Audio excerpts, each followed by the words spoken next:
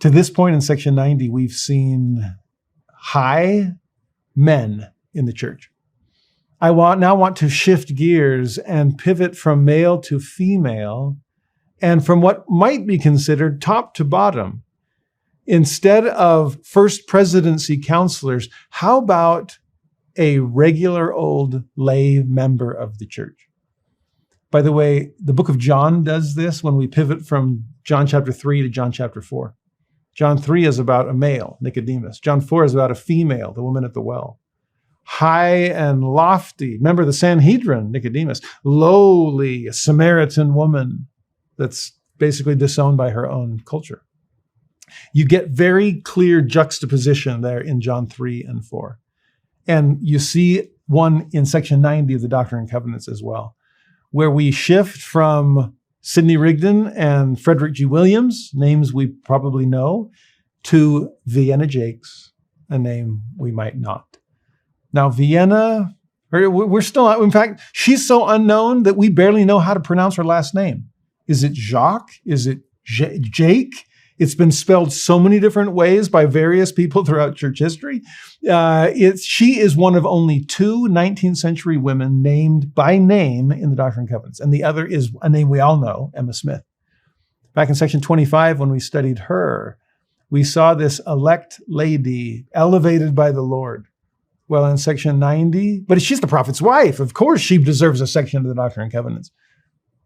To which the Lord would say, well, I know Vienna as well. In fact, he knows exactly how to pronounce her last name. But to think about her inclusion in this revelation, I'm touched by it. She was a sister saint worth knowing, and worth knowing by name. The Doctrine and Covenants, sadly, is so devoid of named sister saints. It's been pointed out that behind almost every male that is mentioned in the Doctrine and Covenants as being sent off on a mission, Stephen Burnett, Eden Smith, Jared Carter, people whose names we barely know, but we know the names and they're there in the Doctrine and Covenants. But behind the scene was a wife that was going to be home with the children, trying to keep things going as her husband was off in some foreign land. Off on some mission, north, south, east, west, it mattereth not. But it mattered to the wife that was left home. How am I going to survive? Remember, maintenance. And will the church provide? Will the family provide? Are we taking care of each other? Well, no wonder the Lord wants us to take care of each other when the Lord knows every otherwise forgotten saint by name. Vienna, I hope, can stand in as a representative for the countless unnamed sister saints throughout the history of the church.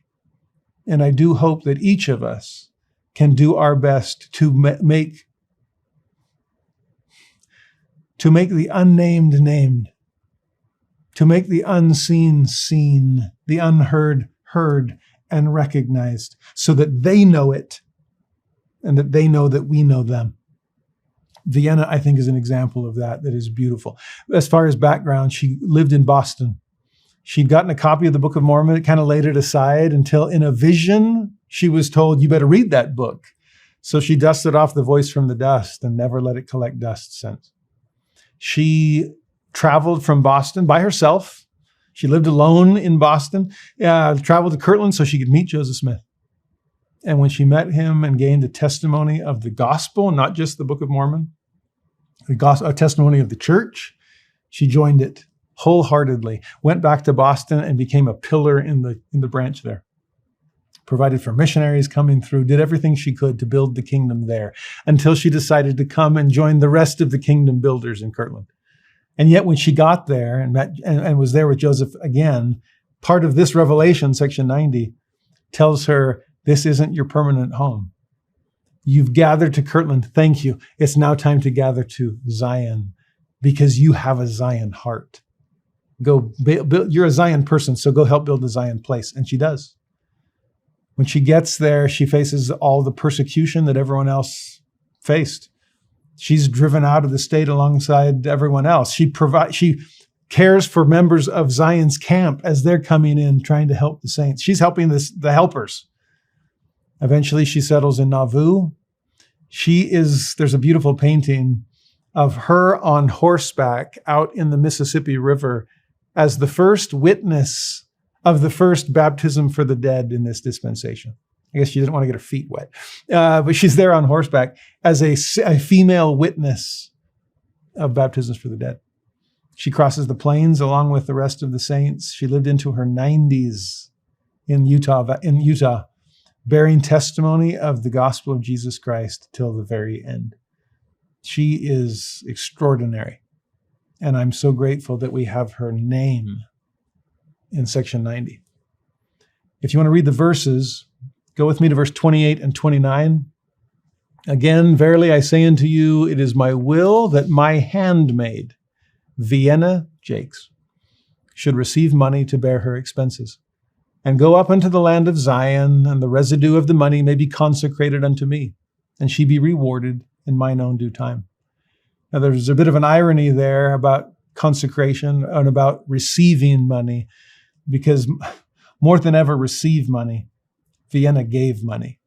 When she came to Kirtland, she consecrated all she had to the building of the kingdom. It was her money that helped the church buy the land that the Kirtland temple was built upon. Interesting. Her consecration provided a place for the Kirtland temple. Her involvement in the church made her a witness of baptisms for the dead in Nauvoo. No wonder it seems so fitting to know her name, because in temples, the long since forgotten are named once again within those holy walls. Now, to think about consecration, we don't know exactly the number, but somewhere 1,400, I've heard 1,400, I've heard 1,500, I've heard 1,600, somewhere in that ballpark. That's the amount of money she contributed, consecrated to the kingdom. That's an astounding amount, especially for a woman that had been providing for herself all these years. I guess she didn't provide much for herself. She saved. And when it came time to give, she gave it all. To the point that in that revelation, the Lord would have to tell the saints, well, yeah, she needs to receive money. Has she been too generous? Did she keep nothing for herself? Joseph, take it all. And it's the Lord that says, Joseph, give her some back. Provide for her so she can go up to the land of Zion. That's the blessing she seeks and the blessing she deserves. She will be rewarded in my own due time, and she has been. If you look at verse 30 and 31, verily I say unto you, it is meet in mine eyes that she should go up unto the land of Zion and receive an inheritance from the hand of the bishop, that she may settle down in peace, inasmuch as she is faithful, and not be idle in her days from thenceforth. Now, I don't think idleness was going to be a problem for her. Though, as we already saw with other members of the first presidency, that can be an occupational hazard when we give all.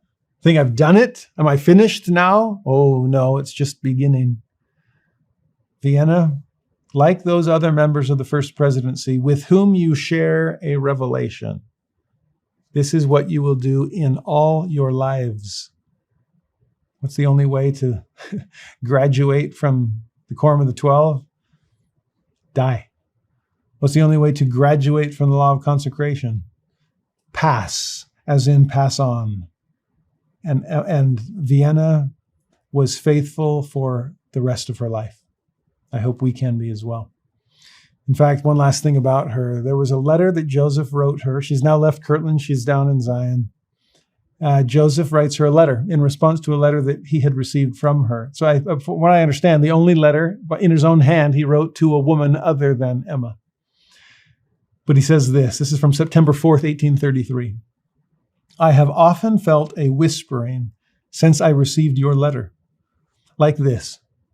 Joseph, thou art indebted to thy God for the offering of thy sister Vienna, which proved a savor of life as pertaining to thy pecuniary concerns. Therefore she should not be forgotten of thee, for the Lord hath done this. And thou shouldst remember her in all thy prayers, and also by letter, for she oftentimes calleth on the Lord, saying, O Lord, inspire thy servant Joseph to communicate by letter some word to thine unworthy handmaiden. She was anything but unworthy, but I wonder if she felt forgotten.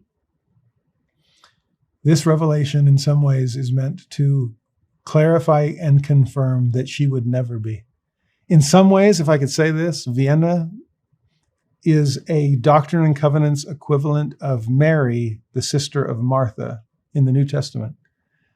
A latter-day female equivalent of what the rich young ruler could have been if he'd been willing to do what Vienna Jaques did, to give it all to the Lord and trust that the Lord would provide what was needed in return. Remember what Mary, Martha's sister, did. Took her pound of spikenard, ointment that was very precious, and consecrated it to Christ, anointing him before the crucifixion. To think about the incredible offerings of the least among us, a sister saint that cannot be forgotten. What did Jesus say about Mary? She'll always be remembered for this. And here we are 2,000 years later remembering. In a similar way, Vienna, you're not forgotten. And I pray for anyone who has felt forgotten that they can turn to the Lord and be reminded that he remembers them.